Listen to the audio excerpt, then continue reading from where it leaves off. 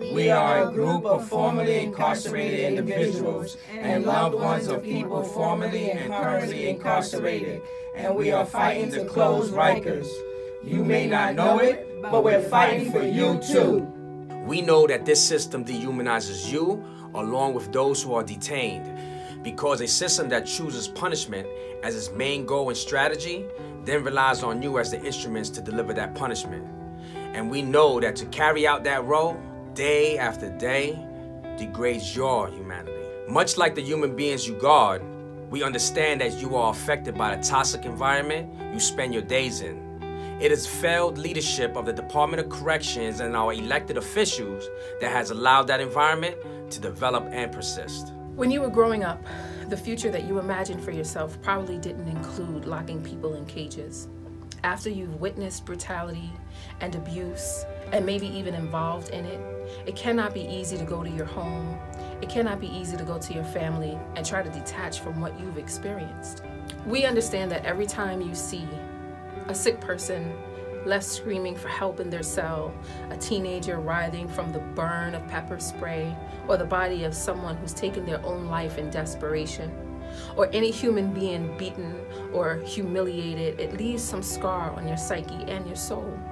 We know the stories and the statistics of the depression, the substance abuse, intimate partner violence, and the trauma that are common among people who have worked as corrections officers. The leaders of the Correctional Officers Benevolent Association, COBA, have suggested that the way to address violence on Rikers Island is to expand the use of solitary confinement. You know what solitary confinement does to people. You know that it often breeds more anger and more violence. And you also know that most of the people at Rikers Island are coming home at some point. Many of them very soon. And some of them were your neighbors and will be again. Some of them are your family. Many of you know that we need a drastically different approach to addressing harm, violence, and rehabilitation in our cities and in our country. You have seen directly the ways that our system of punishment has failed to make us safer.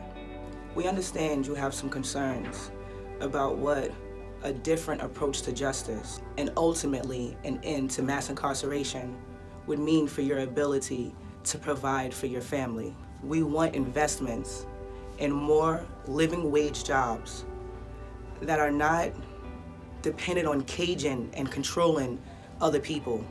To build a strong and stable community, we'll need many more people working as mental health first responders, as restorative justice practitioners, as youth counselors and employment specialists, in green jobs for the Parks Department, for transit, and in many more roles. We'd like to talk to you about a plan to help those of you who are interested to prepare for those jobs.